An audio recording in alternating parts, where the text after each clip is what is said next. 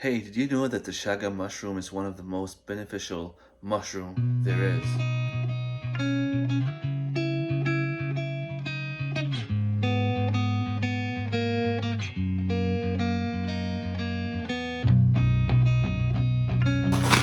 We are looking for Chaga.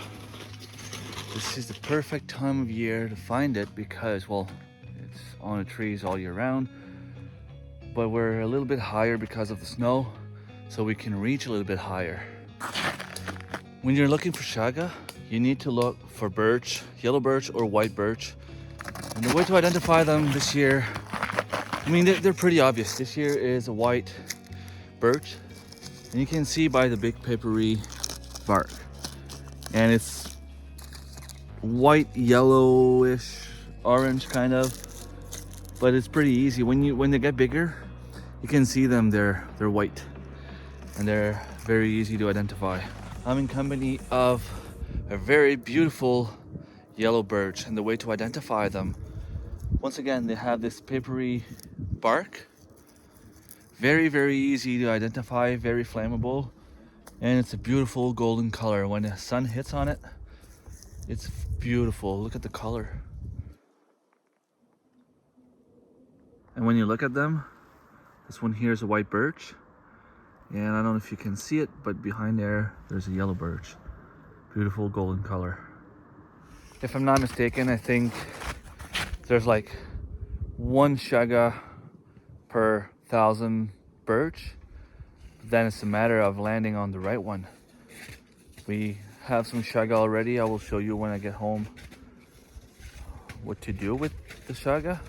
Until then, we're gonna continue on our little trip here, little journey, and try to go find some more.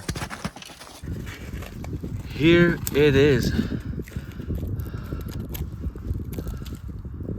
Although it looks, well, I'm pretty sure it's still good. I'm gonna cut some pieces of it. I can probably take like this part here. Beautiful Chaga. So the way to identify Chaga, it kind of looks like the tree was burned, but it creates a little lump on the side of the tree. This one here is not dead, but not far. As you can see, when you cut on the inside, it has like a golden brown color. This year, this is what you want. Now, I could go and harvest this here as well, but I will leave some. It takes like 20 years, I think, for the Chaga to grow. So I'm gonna leave it there, hopefully come back for another harvest before I die. If not me, well, maybe one of my kids will come at some point. Very good workout for the legs, especially going up. I'm out of shape, but this feels good. Look at the nice, beautiful white birch. So I'm back home with the Chaga. What I do is I try to cut some tiny little pieces, put them in a blender. Yeah, it's a little bit complicated. You have to do it like a little bit at a time. And after you're done, it creates a little powder like this. And this is just a tiny piece of the Chaga I had. I still have some little pieces in there and those big chunks. I take my time because this one here has like, it had like spider web on. I figured I was gonna clean it. And as you can see, like this one is beautiful golden brown. Yeah, I might need a hammer on this one here to remove all the chunks. But worst comes to worst, if I can't break it down, I'm just gonna put it like this in like a big pot, boil the water in that, and I can still use the water in coffee or anything like that. It will get all the nutrients from the Chaga into my water, and well, maybe not all of it, but some of it, most of it, and I can still use it.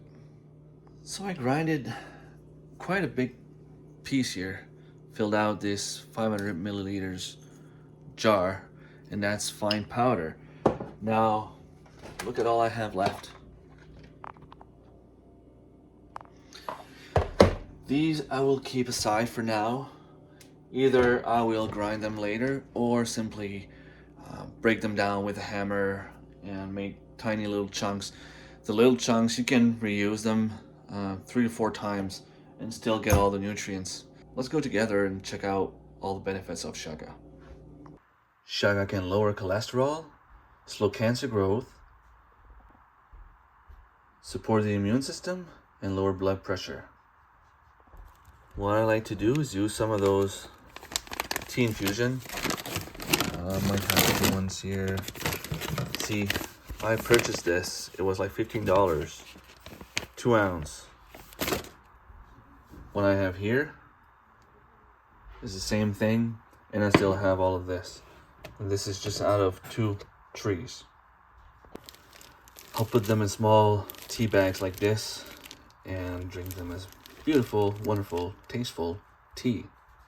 Thing is though, Chaga on its own doesn't really have much flavor. It's not something that you can just drink and be like, oh my god, Chaga tastes so good, right?